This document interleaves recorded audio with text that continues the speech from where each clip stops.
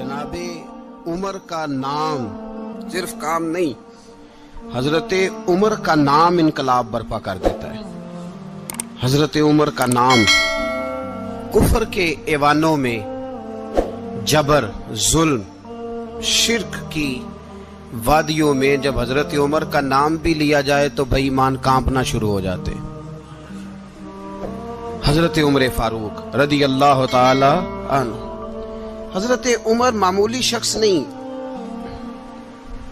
मामूली आदमी नहीं। कुछ लोग सदियों के बाद पैदा होते हैं और कुछ लोग ऐसे होते हैं जो एक ही बार पैदा होते हैं, उन जैसा दूसरा पैदा होता ही नहीं, दूसरा उन तरह का पैदा होता ही। हजरत उमर रदी अल्लाह ताला अन्हु जैसी शख्सियत पैदा ही नहीं होती दोबारा। सारे सहाबा दरे रिसालत माप पे खुद आए। ये वो अजीम शख्स है जिसे अल्लाह के महबूब ने अल्लाह से मांग के लिया, कहे अल्लाह ये मुझे दे दे, अल्लाह से मांग के लिया। इसलिए सूफिया कहते हैं कुछ मुरीद होते हैं, कुछ मुराद होते हैं। कुछ मुरीद होते हैं, कुछ मुराद होते हैं। मुरीद वो होता है जो चल के आता है, आके मुरीद होता है। मुराद वो होता है जिसे कहा जाता है कि ये कभी मेरा बन जाए ना, ये कभी आ जाए ना, मेरा बन जाए, उसको मुराद कहते हैं। हजरत उमर मुस्तफा करीम की मुराद है, हुजूर की मुराद है। अल्लाहुम्मा आइज़्ज़िल इस्लामा बे इस्लाम उमर इब्ने खत्ताब। ऐ अल्लाह इस्लाम को इज्जत दे दे, मेरे उमर को कलमा पढ़ने की तौफीक अता फरमा दे। और कैसे दुआ मांगी? ओ यार, हजरत उमर की तो इस फजीलत का कोई जवाब नहीं दे सकता। मेरे रसूल पाक अलैहिस्सलाम सबके लिए ही दुआ मांगते हैं ना, हुजूर की दुआ आम है, लेकिन मुस्तफ़ा करीम ने काबे का गुलाफ थाम लिया और गुलाफ काबा को हुजूर ने सीने से लिपटाया और सीने से चिमटा के कहा, अल्लाह मैंने तो कभी सवाल ही ज्यादा नहीं किए, मैं करने आया हूं, मुझे उम्र दे दे, उम्र दे दे। हुजूर ने मांग के लिया। और फिर जब जिसको हुजूर मांगे अल्लाह से कि हजरत उमर रदी अल्लाह ताला अन्हु का आज यौम शहादत है, मेरा तो दिल करता था कि फजर से बातें शुरू हों और सारा दिन ही उमर की बातें होती रहे, सारा दिन जनाबे उमर की बातें, सारा दिन। इसलिए कि जिक्र जनाबे उमर का होगा पर राजी अल्लाह के रसूल होंगे सल्लल्लाहु। तो जाग के बैठे, खुश होके बैठे। हमारे यहाँ मनाया ही नहीं जाता। बाबे अल्लाह की सावन भादरों असू कता ते मुंडे जनवरी फरवरी। तो इस्लामी साल भी गया और वो तारीखें भी सारी गईं। यकम मुहर्रम उम्मत मुस्लिमा के लिए बहुत बड़ा दिन है, बहुत बड़ा दिन। ये शहादत है हजरत उमर फारूक की रदी अल्लाह ताला। यहाँ छोटी छोटी बातों पे गवर्नमेंट छुट्टी करती फिरती है, छोटी छोटी बातों। इलेक्शन हो गया तो छुट्टी, फलां जगह पे थोड़ा सा किसी ने खबर दे दी कि कोई परेशानी है तो छुट्टी, फलां जगह ये हो गया तो छुट्टी। यहां तक के फलां वजीर साहब फलां इलाके में आएंगे तो सारे इलाके को छुट्टी। और अब तो इससे बड़ा हाल होने लगा है, अगर जिन लोगों की सिंध में हुकूमत है उनके लीडर का दिन आया तो उस दिन छुट्टी, और जिनकी पंजाब में हुकूमत है उनका दिन आया तो छुट्टी। हमारा मुतालबा है हुकूमत पाकिस्तान से, अगर सर उठा के जीना चाहते हो तो यकम मुहर्रम को छुट्टी किया करो। अगर सर उठा के जीना चाहते हो तो यकम मुहर्रम को छुट्टी करो जनाबे उमर के दिन। और मिल्लत के जवानों को बताओ कि अगर इज्जत की जिंदगी जीना चाहते हो तो उस तरह जियो जिस तरह फारूक आजम जी के गए हैं। इज्जत और वकार की जिंदगी, जमहूरियत हजरत उमर से सीखनी पड़ेगी। हुकूमत करने के तरीके हजरत उमर से, रियाया को सीखना पड़ेगा कि अमीर किस तरह बनाया जाता है और अमीर किस तरह के होते हैं। यहाँ लोग हमें यूरोप की मिसालें देते हैं, लोग यहाँ हमें आकर के अमेरिका की मिसालें, उन्हें क्या पता हुकूमत क्या होती है। वो कहते हैं जी वो साइकिल पे जाता है उनका हुक्मरान। मैंने कहा वो साइकिल पे जाता है? मेरे उमर फारूक मदीने से मक्के गए थे तो पैदल ही हज करने चले गए, पैदल ही। और जनाब उमर फारूक रदी अल्लाह ताला अन्हु ईद की नमाज पढ़ाने गए। ईद की नमाज उमर खुतबा ईद देने गए। और इस जमाने में कौन सा गरीब है जो नंगे पांव जाता हो? کون سا غریب ہے جو مسجد ننگے پاؤں جاتا ہو؟ لوگوں نے تو 3 قسم کی چپلیں رکھی ہوئی ہیں، ایک مسجد جانے کی علیحدہ ہے، گھر پہننے کی علیحدہ ہے، شادی بیاہ پہ جانے کی چپل علیحدہ ہے۔ حضرت عمر فاروق رضی اللہ تعالیٰ عنہ نکلے عید کا خطبہ دینے کے لیے، تو بیوی سے کہنے لگے جوتا، اس نے کہا صاحب اتنی دفعہ ٹوٹا ہے اب گانٹھا نہیں جا سکتا، اتنی دفعہ ٹوٹا ہے کہ اب دوبارہ پیمند نہیں لگ سکتے۔ تو حضرت عمر کہنے لگے چل کوئی حرج نہیں، بغیر جوتے کے ننگے پیر ہی چلتے ہیں، کوئی حرج نہیں۔ تو کہنے لگے لوگ کیا کہیں گے؟ فرمایا چپ کر، لوگ جس دن عمر نے یہ دیکھ لیا نا لوگ اس کے بارے میں کیا کہتے ہیں، اس دن عمر نہیں رہے گا۔ تو کہا پھر آپ کا نظریہ کیا ہے؟ فرمایا میرا نظریہ یہ ہے کہ رب رسول میرے بارے میں کیا کہتے ہیں، لوگوں کا کیا ہے؟ لوگ کل کسی کے بارے میں کچھ کہتے ہیں اور پرسوں کچھ کہتے ہیں، میرا نظریہ یہ ہے کہ رب رسول میرے بارے میں ننگے پیر عمر جا رہے ہیں۔ کون جی؟ میں بڑا ماڑا۔ اچھا جناب، کیا غربت ہے؟ 10 قسم کے جوڑے لٹکے ہوئے ہیں کمرے میں، اور پہننے کی فرصت نہیں، سویرے کیا پہننا ہے، شام کیا پہننا ہے، 15 سوٹ کٹھے استری ہو کے لانڈری والا بھیج رہا ہے، اور تو غریب ہے، تو بہت بڑا غریب ہے۔ اس لیے کہ غربت پیسوں کی وجہ سے نہیں ہوتی، غربت تو دل کی ہوتی ہے۔ تو واقعی بڑا غریب ہے اور تو غریب ہی رہے گا۔ امیر تو عمر فاروق تھے جو ننگے پاؤں چلے گئے عید کی نماز پڑھانے، تو رستے میں جو ملا کہنے لگا عمر جوتا تو پہن لو۔ فرمایا تمہیں عمر کا جوتا نہ پہننے کا نقص تو نظر آیا ہے، کوئی حرج نہیں، اگر عمر کو کبھی بتانا ہوا تو وہ والا نقص بتانا جو عمر کی سیرت میں پیدا ہو، کردار میں پیدا ہو، وہ والا نقص بتانا، یہ چھوڑو جوتے آتے جاتے رہتے۔ ننگے پاؤں گئے، پاؤں دھوئے، نماز پڑھائی، لوٹ آئے۔ او بھائی یہاں تو ہمارا بناؤ سنگار اترنا، جتنی توجہ کپڑوں کی طرف ہے اتنی توجہ کبھی ہماری علم کی طرف ہوتی نا، جتنا ذوق شوق ہمارا بناؤ سنگار کی جانب ہے، اتنا بناؤ سنگار کبھی ہمارا اخلاقیات کی جانب ہوتا تو معاملات بڑی حد تک سنورے ہوئے ہوتے۔ حضرت سیدنا فاروق اعظم رضی اللہ تعالی اپنی زندگی کو ترتیب دیا، ایک دن بھی خلافت نہیں مانگی اللہ سے۔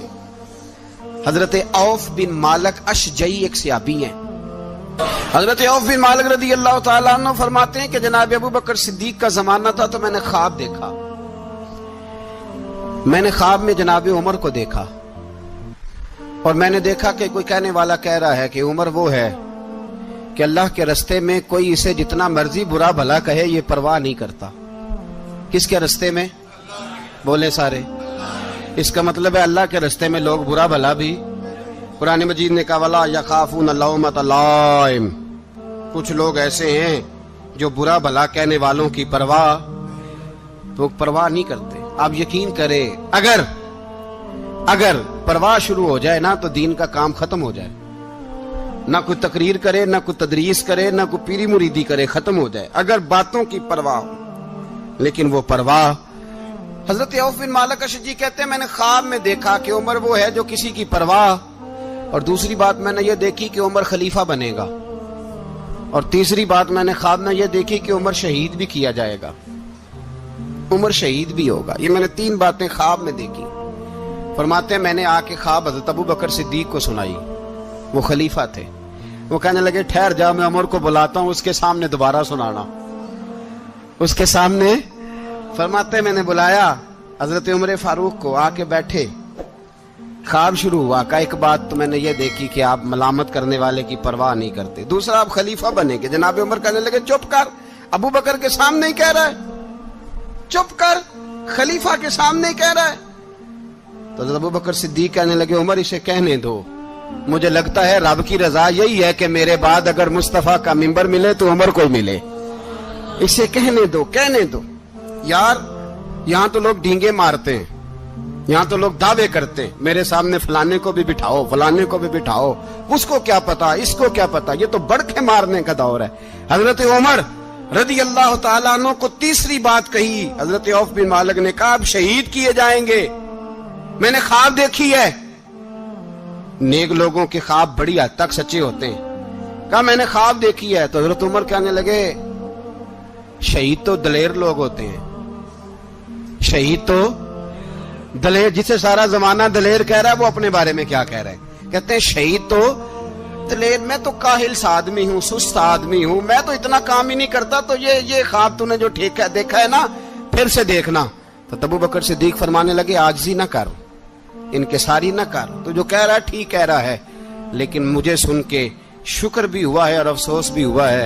افسوس اس بات کا کہ تیرے جیسا بطل عظیم چلا جائے گا، اور شکر اس بات کا کہ رب تجھے زندگی بھی اعزاز والی دے گا، اور شہادت کی موت دے کے اللہ تجھے موت بھی عزت والی عطا فرمائے گا۔ اللہ موت بھی تجھے عزت والی دے گا، تجھے کاہلوں جیسی موت اللہ۔ حضرت فاروق اعظم رضی اللہ، او بھائی یہاں تو اس زمانے کا سب سے بڑا مسئلہ پروٹوکول ہے۔ لوگوں کو پتا ہوتا ہے کامل پیر ہے، کامل مرشد ہے، لوگ نہیں جاتے۔ میں کسی کا مرید ہو جاؤں، میرا پروٹوکول کدھر گیا؟ پتا ہوتا ہے یہ کامل استاد ہے، میں اس کے پاس بیٹھوں گا تو میری تربیت کرے گا، لیکن لوگ شاگرد نہیں بنتے۔ میں کدھر گئی؟ یہ جو پروٹوکول کی مصیبت ہے نا، اس نے بڑے بڑے لوگ زیرو کر دیے، بڑے بڑے لوگ۔ اور یہ مت سمجھے کہ آپ کا وزیر اعظم پروٹوکول لیتا ہے یا آپ کا صدر پروٹوکول، وزراء، ایسی کوئی بات نہیں۔ ہم چھوٹے طبقے سے لے کر بڑے سارے پروٹوکول کے قائل ہیں۔ ہمارا تو داماد بھی کہتا ہے کہ مجھے پوچھا نہیں میں تمہارے گھر کیوں آؤں۔ ہمارا تو بھائی ہر شخص اعلان کرتا ہے پروٹوکول کا، فلانے نے عزت نہیں دی تو واپس آ جاؤ، فلانے نے سلوٹ نہیں کیا تو واپس آ جاؤ۔ لوگ جہاں سلوٹ کرنا چاہیے وہاں بھی سلوٹ کرانے کے قائل ہیں۔ پر حضرت عمر رضی اللہ تعالی، حضرت عمر کی سادگی اور پھر جناب عمر کی عاجزی، جب انسان اپنے اوپر سوار کر لیتا ہے نا، سوار کر لیتا ہے، میں بدکار پرانا خادم، کسے در ملی نٹ ہوئی، اتے واصف یار نے نظر جو کی تھی تے واصف ہی۔ میں اکثر سوچتا ہوں حضور نے جہاں بھی کہا نا، فرمایا میرے بعد نبی ہوتے تو خطاب کے بیٹے عمر ہوتے۔ حضور نے فرمایا عمر جس رستے سے جاتا ہے شیطان وہ رستہ بدل جاتا ہے۔ نبی پاک صلی اللہ علیہ وسلم نے فرمایا میرا عمر وہ ہے کہ اس کی زبان پر حق جاری ہے۔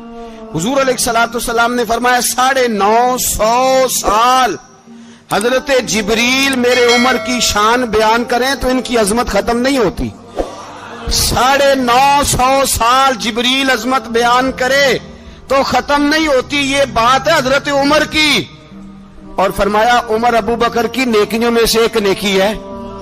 یہ شان ہے اب عمر فاروق رضی اللہ تعالیٰ عنہ کی۔ حضور نے فرمایا میرے بعد نبی ہوتے تو عمر ہوتے، جس گلی سے عمر آئے شیطان رستہ بدل جائے۔ میرے عمر فاروق کی شان 950 سال بیان ہو تو ختم نہ ہو۔ عمر کی زبان پر اللہ حق بیان کرتا ہے، جو عمر کہتا ہے وہی رب کر دیتا ہے۔ حضور ساری زندگی فضیلتیں بیان کرتے رہے، عمر جواب میں کیا کہتے ہیں؟ کوئی بتائے نا کہ یہ والی حدیثیں کبھی عمر نے بھی روایت کی ہوں کہ حضور نے میرے بارے میں یہ کہا ہے۔ یہ روایتیں وہ روایت نہیں کرتے، ان سے جب لوگ کہتے عمر تیری بڑی بات ہے تو عمر رو پڑتے، کہتے میں تو اونٹ چرانے والے باپ کا بیٹا ہوں، میں تو اونٹ چرانے والے باپ کا بیٹا، اونٹ چرا۔ اس سے آگے عمر گئے ہی نہیں ساری زندگی، اس سے آگے لفظ ہی نہیں ادا کی۔ اور میں تو بھائی اونٹ چرانے والا، میرا باپ تو اونٹ چرایا کرتا تھا، 10 اونٹ تھے، میری ڈیوٹی ہوتی تھی، سنبھالے نہیں جاتے تھے، ابا ڈنڈوں سے مارتا تھا۔ ساری زندگی عمر حج کرنے گئے، ایک خشک تنا کھجور کا عمر فاروق رضی اللہ تعالیٰ عنہ نے اس کو اپنے کلاوے میں لیا، رونے لگے۔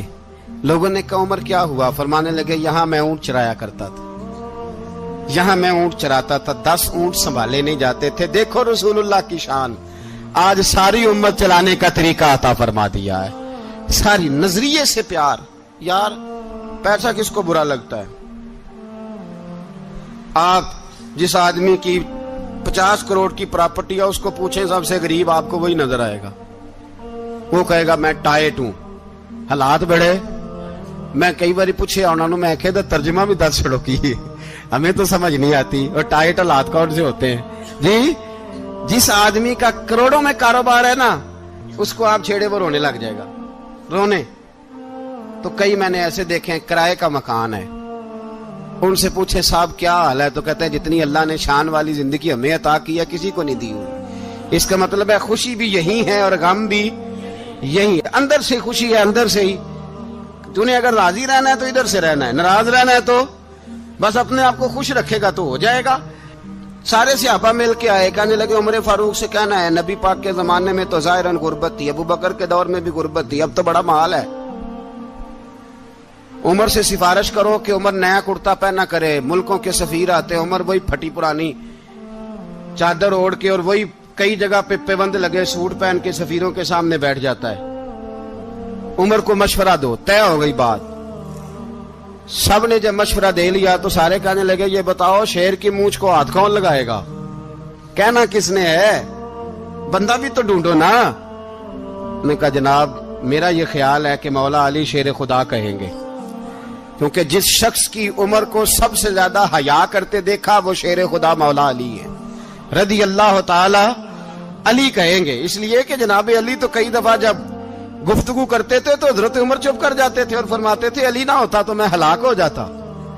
تو کہا علی سے کہو۔ جناب علی شیر خدا کو بلایا، کس کام کے لیے؟ جی اللہ اکبر۔ یہ ذرا اپنے اس دور پہ اس بات کو ذرا لاکا جناب ان سے کہیں کہ زیادہ نہیں، ایک کرتا نیا پہن لے، سفیر آتے ہیں وزیر آتے ہیں تو ایک کرتا نیا پہن لے۔ حضرت علی کو بلایا، آپ فرمانے لگے کوئی اور بات ہوتی تو میں کہہ دیتا، یہ والی میں نہیں کہہ سکتا، کوئی اور ہوتی تو میں عمر کو کئی دفعہ کہہ دیتا ہوں، جلال میں بھی تو سن، یہ والی میں نہیں کہہ سکتا، میں تمہیں ایک مشورہ دیتا ہوں۔ کہا وہ کیا؟ کہنے لگے سید عائشہ صدیقہ سے کہو، وہ مومنوں کی ماں ہیں، عمر ٹالے گا نہیں۔ اماں جی سے جا کے کہا اماں جی نیا کرتا عمر سے کہیں پہن لیں، وزیر آتے ہیں بڑے بڑے لوگ تو چلو کوئی حرج نہیں۔ اماں جی نے کہا اچھا کوئی بات نہیں میں بلا لیتی ہوں۔ جناب عائشہ نے پیغام بھیجا، جب خادم نے کہا نا مصطفیٰ کے گھر سے پیغام آیا ہے تو 20 لوگ بیٹھے تھے، عمر کانپتے ہوئے اٹھے، کانپتے دوڑے۔ حضرت عائشہ پردے میں تھی تو فرماتی ہیں عمر اتحیات کی حالت میں بیٹھ گئے۔ کہا اماں جی دیر تو نہیں ہو گئی مجھے آنے میں؟ کہا نہیں ٹائم پہ آ گئے ہو۔ کس لیے بلایا تھا؟ کہا عمر دیکھو غربت کے معاملات اور ہوتے ہیں، جب اللہ آسانی دے تو کوئی چیز استعمال کرنا حرام نہیں ہوتی، اگر حرام ہے تو بتاؤ۔ کہا نہیں اماں جی حلال ہی ہے۔ تو فرمایا پھر اتنے سفیر آتے ہیں مشیر آتے ہیں، اب تو مال غنیمت بڑا آتا ہے، ڈھیر لگ جاتے ہیں مسجد میں، تو چل ایک نیا کرتا تم بھی پہن لیا کرو، اور آپ نیا کرتا پہنو گے تو دھاک بیٹھے گی غیروں پر۔ تو صحابہ کا مشورہ ہے کہ آپ نیا لباس پہنے۔ اماں جی کہتی ہے میں نے حکم دیا تو عمر چپ کر گئے، گردن جھک گئی۔ تھوڑی دیر کے بعد سیدنا عمر فاروق نے سر اٹھایا تو داڑھی پہ آنسو گر رہے تھے، رو پڑے، کہنے لگے پاک محبوب کی پاک بیوی جیسے حکم کرتی ہو میں حاضر ہوں، پر مجھے وہ والا لباس پہنانا جو میرے مصطفیٰ نے پسند فرمایا ہے، اگر یہ رنگ رسول پاک کا ہے تو میں حاضر ہوں، اور اگر نبی پاک کا نہیں تو پھر جیسے آپ حکم کریں۔ جناب عائشہ کہتے ہیں عمر روئے تو میں زیادہ روئی، میرا پلو بھیگ گیا آنسوؤں سے۔ میں نے کہا عمر آپ جائیے۔ عمر یوں نکلے تو جو صحابہ کھڑے تھے وہ کونے میں تھے، سارے آ گئے۔ کہا اماں جی کیا بناؤ؟ فرمایا بھائی تم سب جو باتیں کہتے ہو وہ اپنی جگہ ٹھیک ہیں، پر عمر جو بات کرتا ہے وہ سب سے زیادہ ٹھیک ہے۔ عمر جس پہلو پر بات کرتا ہے وہ یار ایسی عاجزی، ایسا رنگ، ایسا انداز، ایسا طرز حیات، ایسی زندگی، اولاد کے معاملے میں لوگ بزدل ہو جاتے ہیں، بزدل۔ پر حضرت عمر کا بیٹا مصر گیا، وہاں سے کمائی کر کے لایا، تجارت کرنے گیا، لاکھوں کا مال۔ کون سا باپ ہے دنیا میں جس کا بیٹا باہر سے پیسے لے کے آئے تو ابا تفصیل پوچھے کہ بیٹا کہاں سے کمائے، کہاں سے لایا، کتنے ملے، کیوں آئے؟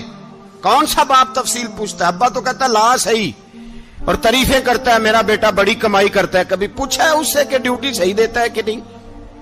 کبھی پوچھا ہے کہ تو ایمانداری کی روزی لاتا ہے کہ حرام کی کماتا ہے؟ یہ باپ کی ذمہ داری ہے، یہ اماں کی ذمہ داری ہے۔ پھر کہتا ہے بیماری کیسے آ گئی، پریشانی کیسے آ گئی؟ تو نے کبھی سوال کیا اپنی اولاد سے؟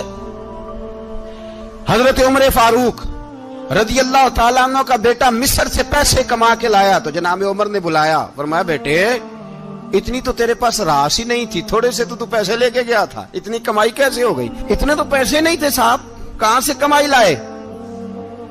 اس نے کہا ابا جی وہ جو میرے چچا ہے نا مصر کے گورنر، آپ کے دوست، انہوں نے میری مدد کی ہے. فرمایا جتنے لوگ گئے تھے سب کی ہے مدد اس نے؟ کہا نہیں صرف میری کی. فرمایا تیری کیوں کی؟ تیری کیوں کی؟ کہا حضور آپ کے دوست ہیں. فرمایا چپ کر حضور انہوں نے مجھے اتنے پیسے دیے, میں نے کاروبار میں ڈالے تو نفع آیا تو میں ان کی رقم دے کے. فرمایا خاموش ہو جا, باقی جتنے لوگ گئے تھے سب کی مدد کی اس نے؟ کہا نہیں حضور صرف میری کی. فرمایا اس نے تیری مدد نہیں کی, اس نے خلیفہ کے بیٹے کی مدد کی, اس لیے کہ وہ خلیفہ کو اپنے حق میں نرم کر سکے. فرمایا آدھا مال تیرا ہے, آدھا مال غنیمت کا ہے, مال خزانہ کا ہے, مسلمانوں کا ہے, اس لیے کہ تو جو وہاں سے مال کما کے لایا ہے وہ اپنے باپ کے خلیفہ ہونے کی وجہ سے کما کے لایا ہے, لہذا رکھ ادھر. یہاں کہتے ہیں کدھر سے آیا, کیسے آیا, کون سا حساب دیں, کیا کریں؟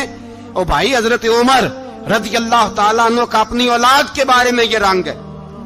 ایک جنگ سے نا خوشبو آئی, خوشبو بڑی مہنگی ہوتی تھی, عرب میں خوشبو آج بھی بڑی مہنگی ہے, وہ زیادہ استعمال کرتے ہیں. میری باتوں کی سمجھ آ رہی ہے میرے بھائی؟ بڑی مہنگی خوشبو تھی. جب وہ خوشبو آئی تو حضرت عمر نے کہا, گھر میں پہلے پہنچی حضرت عمر کے, چونکہ زیادہ عورتیں استعمال کرتی تھی گھر کے اندر خوشبو, مرد بھی لگاتے تھے. حضرت عمر نے اپنی بیوی سے کہا, آپ کی زوجہ تو تھی وہ بڑی خوشبو کو پسند کرتی تھی. حضرت عمر نے اپنی زوجہ سے کہا کہ خوشبو لاؤ, میں نے ایک عورت کی ڈیوٹی لگائی ہے, وہ خوشبو تول کے نا تو حصہ برابر صحابہ میں بانٹ دے گی. تو آپ کی زوجہ کہنے لگی کسی بی بی کی ڈیوٹی لگانے کی کیا ضرورت تھی, میں جو موجود تھی میں بانٹ دیتی ہوں تول کے حصہ برابر. آپ نے فرمایا نہیں تو رہنے دے, اور فلانی بی بی بانٹے گی. کہا حضور میں نے بھی بانٹنی ہے, میرے پہ کچھ حق ہے؟ آپ نے فرمایا نہیں تو تفصیل نہ پوچھ, تو خوشبو دے دے, کوئی اور بانٹے گی. خاتون خانہ تھی نا, کہنے لگی نہیں مجھے بھی آج آپ کو بتانا ہی پڑے گا کہ کوئی جو بانٹ سکتی ہے تو میں کیوں نہیں بانٹ سکتی. زوجہ کہتی عمر نے بات کی تو میری چیخیں نکل گئی. حضرت عمر فرمانے لگے جب تو خوشبو بانٹے گی نا تیرے ہاتھوں کو بھی لگے گی, تیرے دوپٹوں کو بھی لگ جائے گی.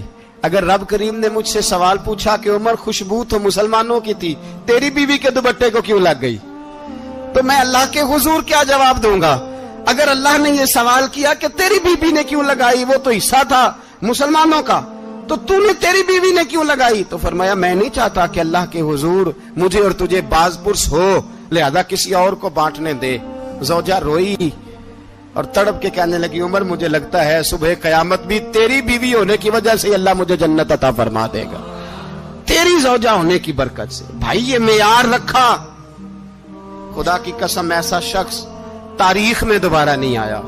اتنا بڑا آدمی, اتنا بڑا شخص, اتنا بڑا آدمی, اور پھر رنگ یہ ہے کہ عمر 22 لاکھ مربع میل کا حکمران, 22 لاکھ, اور کھجور کے درخت کے نیچے مٹی کا ڈھیلا لے کے سو گئے ہیں, پرواہ کوئی نہیں, کوئی مسئلہ ہی نہیں.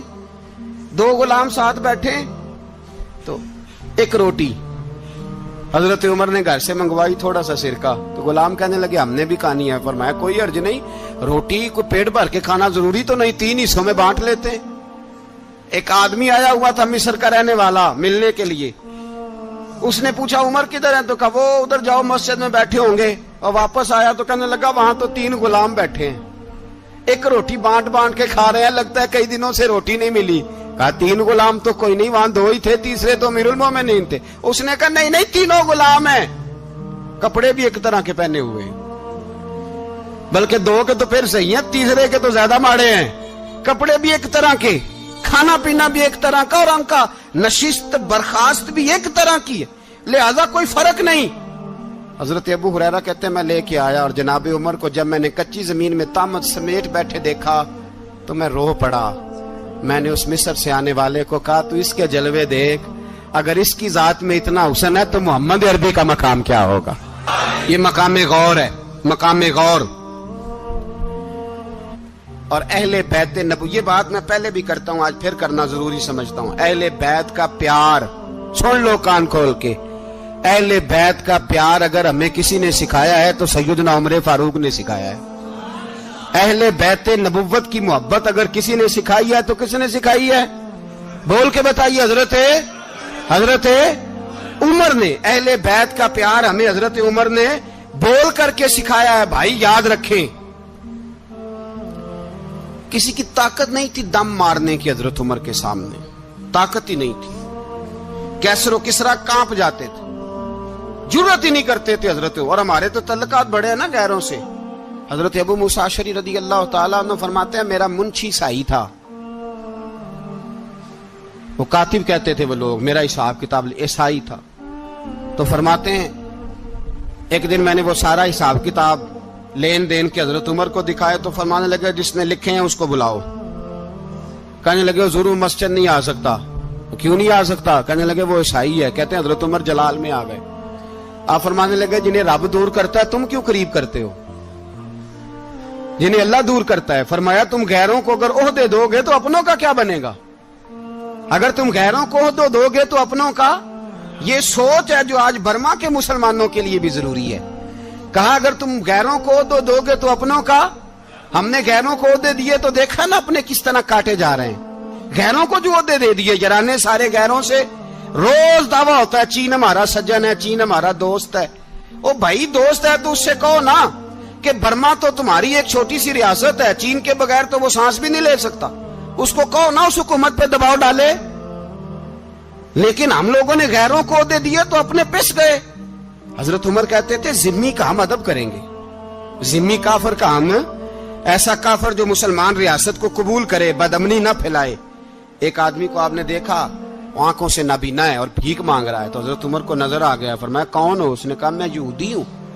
فرمایا بھیک کیوں مانگتے ہو؟ کہا جب تک تندرست تھا مسلمانوں کو جزیہ دیتا تھا، بوڑھا ہو گیا ہوں کیا کروں. حضرت عمر نے گھوڑے کی پشت پہ بٹھایا، کافر کو گھوڑے کی پشت پہ بٹھایا اور بٹھا کے مدینے لائے. حضرت علی شیر خدا وزیر خزانہ تھے. فرمایا علی اس کا وظیفہ جاری کرو. کہا یہ کون ہے؟ فرمایا یہ یہودی ہے لیکن یہ ہمیں جزیہ دیتا رہا، بوڑھا ہو گیا بیچارہ، بھیک مانگنے پہ مجبور ہے، ہماری حکومت کے اندر رہتا ہے، اس کا پورا وظیفہ جتنا خرچہ اتنا وظیفہ لگاؤ. حضرت علی کہتے ہیں میں وظیفہ لگا رہا تھا اور وہ میرے نبی کا کلمہ پڑھ رہا تھا، وہ رسول اللہ کا کلمہ پڑھ رہا تھا. یہ مزاج، یہ نہیں کہ کافر. حضرت عمر نے گورنروں کو خط لکھے تھے کہ زبردستی کسی کو مسلمان نہیں کرنا، جہاں ان کی عبادت گاہیں بنی ہو گرانی نہیں، کوئی مندر کوئی گرجا ضائع نہیں کرنا. اسلام سب کو جینے کا موقع دیتا ہے پر بے ایمانو ظالموں بدذاتوں تمہیں یہ کہتا ہے کہ ہم تمہیں جینے کا موقع دیتے، تم بھی مسلمانوں کو جینے کا موقع دو. یہ جہاں بستے ہیں جہاں رہتے ہیں انہیں وہاں جینے کا موقع دو، انہیں بھی اللہ اکبر کہنے کا موقع دو، انہیں بھی قرآن پڑھنے کا موقع دو، انہیں بھی رسول اللہ پر درود پڑھنے کا موقع دو. ہمارے ملک میں عیسائی اپنی مرضی سے کھلے عام تبلیغ کرتے ہیں. یہاں تو چینل چلائے ہیں عیسائیوں نے. کسی مذہبی جماعت نے کبھی جلوس نکالا ہے کہ عیسائیوں کا چینل بند کرو؟ بولے نکلا ہے کہ نہیں نکلا؟ کتنے ظلم کی بات ہے. ہم جب غیر کو اتنا تحفظ دیتے ہیں، اتنا تحفظ دیتے ہیں. ہم نے دیکھا ہے، مجھے بیسیوں لوگوں نے عید پہ ٹیلی فون کیے کہ عیسائیوں کو قربانی کا گوشت دے لیں. مجبور ہیں جی، دروازے پہ آ گئے ہیں، ہمارے کام کاج کرتے ہیں. بیسیوں لوگ، عام آدمی کے دل میں ان کا اتنا جذبہ ہے. وہ مسائل کا بیان کرنا ایک علیحدہ بات، لیکن ہمارے دل کافر کے حق میں بھی نرم ہو جاتے ہیں.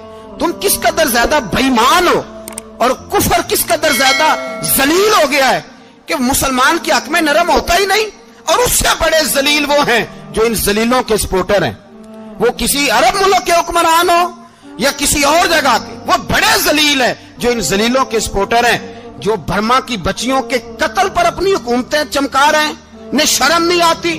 اس قدر مسلمان تڑپا ہے لیکن ان بے غیرتوں کو ذرا ہوش نہیں آئی. اور یہ ان کے کماش، ان کے دلال جو ہر جگہ ان کی سپورٹ کر کے اپنی حکومتیں قائم کرتے ہیں. بے ایمانوں کو پتہ نہیں کہ کب ان پر اللہ کا عذاب اترے گا اور کس طرح ان کے پرخشے اڑیں گے. تمہیں اپنی ذلت اور رسوائی نظر نہیں آ رہی کہ زمین کس طرح تمہارے لیے تنگ ہو گئی ہے؟ اس سے زیادہ اور تمہاری رسوائی کیا ہوگی؟ ڈرو اللہ سے. اور یہ تو دنیا کا عذاب ہے. ان بطش ربک لشدید. میرا رب کہتا ہے قیامت تو قائم ہونے دے. جتنا سخت تیرے رب کی پکڑ ہے اتنی کسی دوسرے کی ہو سکتی. یاد رکھیں اور تھوڑا احتیاط کریں. ہم سب لوگ بھی، جو ہم لوگ آدھی زبان بول کے بھی ان کی سپورٹ کرتے، اب شرم آنی چاہیے ہمیں ان حکومتوں کی سپورٹ کرتے جو مسلمانوں کی لاشوں کے اوپر حکومتیں قائم کرتے ہیں. شرم آنی چاہیے. بہرحال بات دور نکل جائے گی. اور میں اپنے مضمون پہ رہتا ہوں. اہل بیت کا پیار اگر سکھایا ہے تو جناب عمر نے سکھایا ہے رضی اللہ تعالی عنہ. امام حسن ملنے, آپ یقین کریں میں جب اس واقعہ کو پڑھتا ہوں تو میرا دل جھوم جاتا ہے. میں کہتا ہوں یار ڈاڈا ہونا اپنی جگہ پہ, عشق ہونا اپنی جگہ پہ, انسان کا باوقار ہونا اپنی جگہ. جہاں کھڑے ہونا تھا وہاں یہ کھڑے ہوتے تھے, اور جہاں جھکنا تھا وہاں یہ. ان لوگوں میں اقبال نے کہا تھا تیری نگاہ ناز سے دونوں مراد پا گئے. عقلے کی یاب و جستجو, عشق حضور و اضطراب. جہاں اگر آیا ہے سامنے کیسر و کسرا تو عمر جیسا دلیر کوئی نہیں. اگر سامنے آیا ایران کا بادشاہ تو عمر جیسا تگڑا کوئی نہیں. اگر آیا ہے سامنے غسان کا بادشاہ تو عمر جیسا عادل کوئی نہیں. لیکن اگر علی کا بیٹا آیا ہے, اگر فاطمہ کے لال پارے آئے ہیں, تو پھر فاروق اعظم سے جیسا محب کوئی نہیں, پھر ان سے جیسا پیار کرنے والا کوئی نہیں. اندر بیٹھے ہیں جناب عمر, اندر تنہائی میں کچھ وزیروں سے گفتگو ہو رہی ہے, میٹنگیں جاری ہیں. آپ کے بیٹے ملنے آئے جناب عبداللہ ابن عمر. ابا جی ملنے آئے. بات ٹھہرو, بات کر رہا ہوں, کوئی نہ اندر آئے. صاحب زیادہ باہر کھڑا ہے. تھوڑی دیر گزری تو امام حسن بھی آ گئے. کون آئے؟ آپ کو جو ملے گا امام صاحب کا نام لینے سے, وہ سردار ہیں جنتیوں. کون آئے؟ سارے بولیے.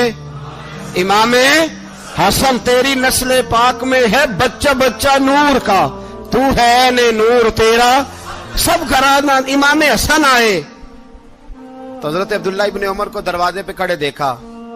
کہا امیر المومنین کہاں ہیں؟ کہنے لگے حضرت عمر کے بیٹے. کہنے لگے وہ اندر بیٹھے, کچھ میٹنگ ہو رہی ہے, اور انہوں نے کہا کوئی اندر نہ آئے, لیکن آپ جانا چاہیں تو چلے جائیں.